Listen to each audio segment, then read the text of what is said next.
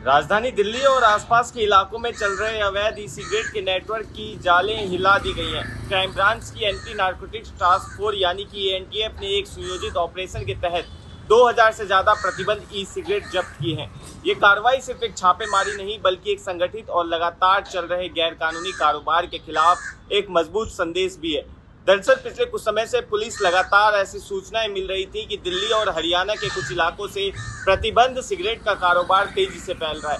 खास बात यह थी कि इस नेटवर्क का मुख्य निशाना युवा वर्ग, खासकर स्कूल और कॉलेज के छात्र थे।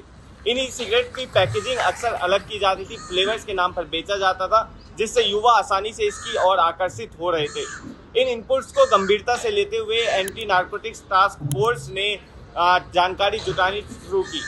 उनके संपर्कों को ट्रैक किया गया और ये समझने की कोशिश की गई कि यह पूरा नेटवर्क कैसे काम करता है। जांच के दौरान ये भी सामने आया कि सिर्फ लोकल लेवल का मामला नहीं बल्कि इसके पीछे एक संगठित सप्लाई चेन काम कर रही है। काफी समय तक निगरानी और पुख्ता सबूत जुटाने के बाद पुलिस ने एक साथ कई जगहों पर कार्रवाई करते हुए योजना बनाई। जैसे ही टीम को सही समय और लोकेशन की पुष्टि हुई, तुरंत छापेमारी की गई। इस कार्रवाई के दौरान कुल 2073 प्रतिबंधित ई सिगरेट बरामद किए गए, जिनकी अनुमति कीमत जो है 27 लाख रुपए बताई जा रही है। बरामद की गई सिगरेट्स की मात्रा और उनकी वैल्यू ये साफ दर्शाती है कि कोई छोटा मोटा धंधा नहीं बल्कि एक बड़े स्तर पर चल रहा अवैध कारोबार था, जिसमें लगातार सप्लाई और डिस्ट्रीब्यूशन किया जा रहा है। पुलिस को शक है कि नेटवर्क और भी बड़े स्तर पर फैला जा सकता है, जिसकी जाँच अभी भी जारी है।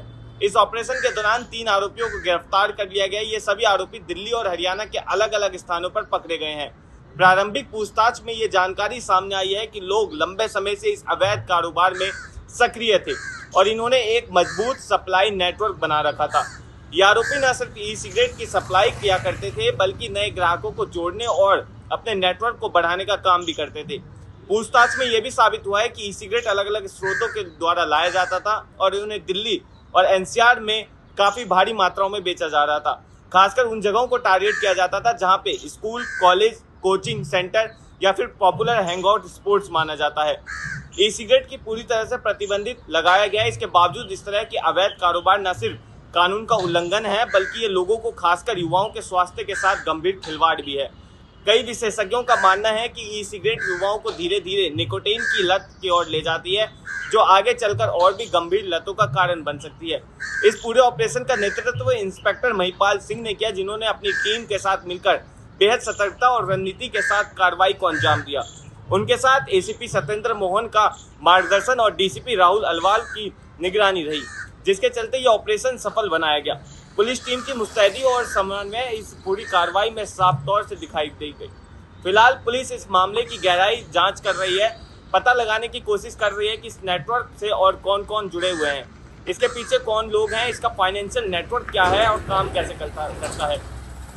इसके अलावा जांच में ये भी जुटाने की कोशिश की जा रही है कि सिगरेट की सप्लाई कहाँ कहाँ हुई थी और किन किन इलाकों में इन सिगरेट्स को पहुंचाया गया है। संभावना जताई जा रही है कि आने वाले दिनों में इस मामले में और भी गिरफ्तारी की जा सकती है और कई बड़े खुलासे सामने हो सकते हैं। पुलिस का कहना है कि इस तरह के अवैध कारोबार को किसी भी कीमत पर बर्दाश्त नहीं किया जाएगा और आगे भी इस तरह की सख्त कार्रवाई जारी रहेगी। ये कार्रवाई समाज के लिए एक चेतावनी और एक संदेश भी है। चेतावनी उन लोगों के लिए जो गैर कानूनी तरीके से इस तरह के कारोबार में शामिल हैं और संदेश आम लोगों को जागरूक करने के लिए कि किसी भी अवैध उत्पाद का सेवन ना करें।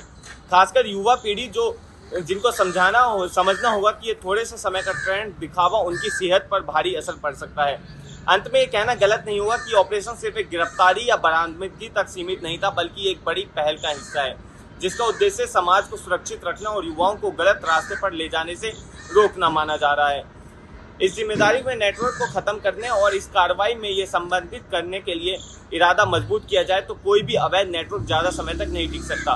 फिलहाल पुलिस जो है आरोपियों से पूछताछ कर रही है और जिन दुकानों पे सप्लाई किए गए उन दुकानों पे भी आने वाले दिनों में छापेमारी की जा सकती है। बहरहाल ऐसी तमाम अपडेट्स के लिए देखते रहिए पंजाब केसरी दिल्ली। धन्यवाद।